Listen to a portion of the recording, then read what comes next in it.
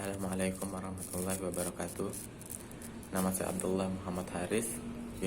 Saya dari Universitas Muhammadiyah Mataram, Fakultas Agama Islam, jurusan Pendidikan Bahasa Arab, semester 2. Pada kesempatan kali ini saya akan memaparkan materi saya, yaitu tentang teori psikologi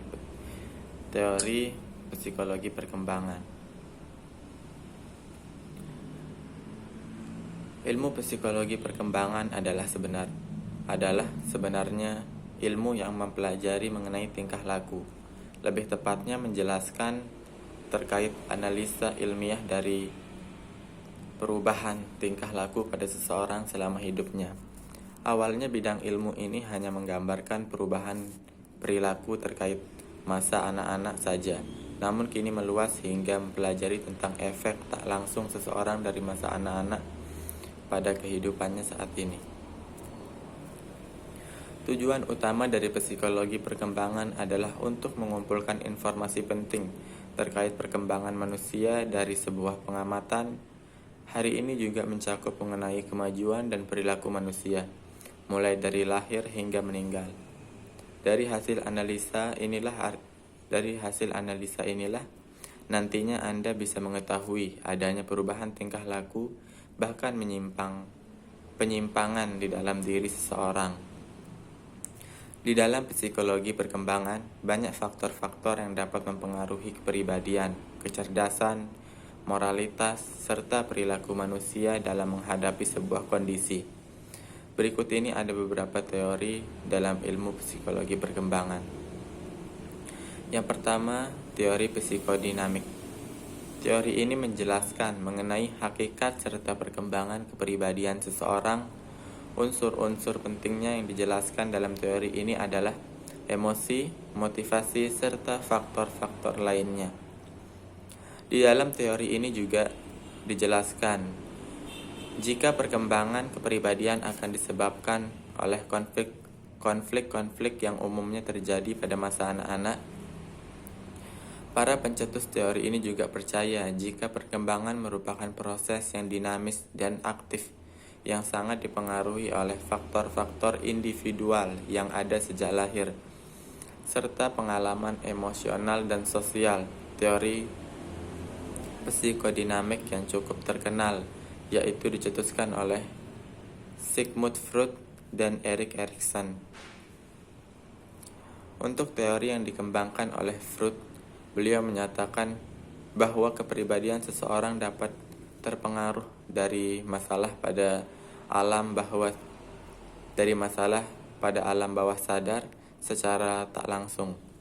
Peristiwa-peristiwa yang terjadi pada masa anak-anak akan mempengaruhi kehidupan di masa selanjutnya. Dalam teori Freud menjelaskan jika kepribadian manusia terdiri dari 3 struktur, yaitu ide, ego, serta superego. Ide merupakan kepribadian individu yang sebenarnya. Ego merupakan kepribadian yang terbentuk akibat tuntutan realita. Sedangkan superego merupakan badan moral kepribadian seseorang. Sedangkan teori psikososial yang dikembangkan oleh Erikson, beliau lebih teliti dalam menguraikan serta memperluas dari struktur psikoanalisis yang sebelumnya sudah dijelaskan oleh Freud dan merumuskan kembali yang disesuaikan dengan dunia modern. Menurut Erikson, kepribadian seseorang terbentuk melalui seluruh tahapan psikososial yang dialaminya sepanjang hidupnya. Masing-masing tahap tentunya terdapat perkembangan yang khas dan mengharuskan seseorang tersebut untuk menghadapinya. Teori yang kedua yaitu teori kognitif. Berbeda dengan teori psikoanalisis, pada teori ini lebih menekankan pada pikiran-pikiran sadar seseorang. Dalam teori kognitif didasarkan pada asumsi jika kemampuan kognitif merupakan hal yang fundamental serta dapat membimbing perilaku anak. Kemudian di dalam teori kognitif terdapat dua teori yang mendominasi, yaitu kognitif Piaget serta teori pemrosesan informasi. Untuk teori kognitif Piaget merupakan teori yang menjelaskan tentang bagaimana seseorang anak dapat beradaptasi serta menginterpretasikan hal-hal yang ada di sekitarnya. Bagaimana anak tersebut dapat mengenali, mempelajari, serta mengelompokkan objek-objek dibahas di dalam teori ini. Sehingga anak sendirilah yang memainkan peran aktif di dalam menyusun pengetahuan mengenai realita lingkungan, sehingga perkembangan anak akan terus berkembang melalui tahapan yang terus bertambah menjadi kompleks. Sedangkan dalam teori pemrosesan informasi, teori ini merupakan alternatif dari teori kognitif Piaget. Namun yang berbeda adalah pemrosesan informasi tidak dapat menggambarkan perkembangan yang ada di dalam tahap-tahap tertentu. Teori ini lebih menekankan pada pentingnya proses kognitif, misalnya saja memori, seleksi perhatian, persepsi, serta strategi kognitif. Teori ini lebih menjelaskan proses individu dalam memproses segala informasi yang ada di dalam dunia mereka, serta bagaimana informasi tersebut dapat masuk ke dalam pikiran. Yang ketiga, teori kontekstual. Istilah konteks yang dimaksudkan di sini adalah untuk menunjukkan suatu kondisi yang mengelilingi sebuah proses mental yang mana dapat mempengaruhi signifikasi atau maknanya. Teori kontekstual lebih memandang perkembangan sebagai sebuah proses yang terbentuk dari sebagai proses timbal balik antara anak dengan konteks perkembangan sistem fisik, budaya, histori, sosial yang mana terjadi di dalam proses tersebut. Bentuk dari teori ini ada dua, yaitu teori etologis dan teori ekologis. Yang berperan penting mengembangkan teori etologis ini adalah Konrad Lorenz.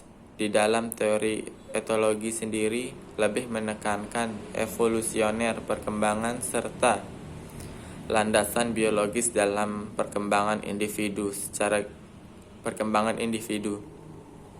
Secara garis besar, teori ini menjelaskan jika perilaku sosial ada di dalam gen, serta terdapat pula insting dalam setiap individu yang digunakan untuk mengembangkan perilakunya.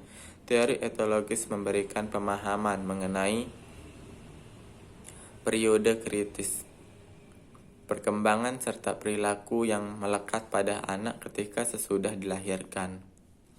Jika dalam teori etologis lebih menekankan pada hal biologis, berbeda sebaliknya dengan teori ekologi yang lebih menjelaskan pengaruh lingkungan yang cukup kuat terhadap perkembangan.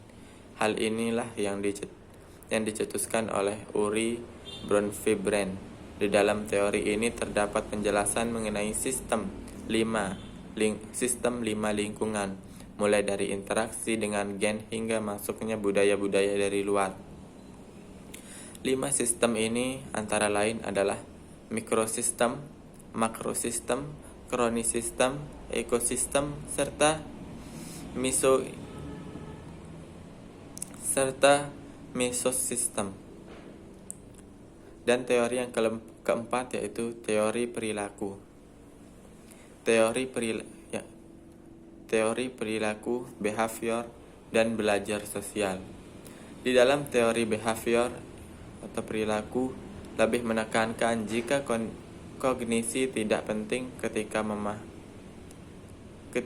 jika kondisi tidak penting ketika memahami perilaku. Menurut B.F. Skinner yang merupakan pakar behavior ternama, perkembangan merupakan perilaku yang dapat diamati serta ditentukan oleh hadiah atau hukuman yang didapatkan dari lingkungan. Sedangkan dalam teori belajar sosial yang dikembangkan Albert Bandura dan kawan-kawan, meskipun proses kognitif sangatlah penting namun lingkungan menjadi faktor yang paling penting dalam mempengaruhi perilaku individu. Di dalam teori ini menjelaskan jika manusia memiliki kemampuan dalam mengendalikan tingkah lakunya sendiri. Di dalam teori behavior sendiri terdapat 3 versi, yaitu Pavlov dan conditioning klasik Skinner dengan conditioning operant, serta Bandura dengan teori belajar sosial. Nah, itu tadi beberapa teori-teori yang berkembang sebagai teori psikologi perkembangan tertentu. Setiap teori yang ada memiliki penjelasan masing-masing menjadi perkembangan dalam diri individu. Semoga informasi saya ini dapat bermanfaat bagi semua orang. Assalamualaikum warahmatullahi wabarakatuh.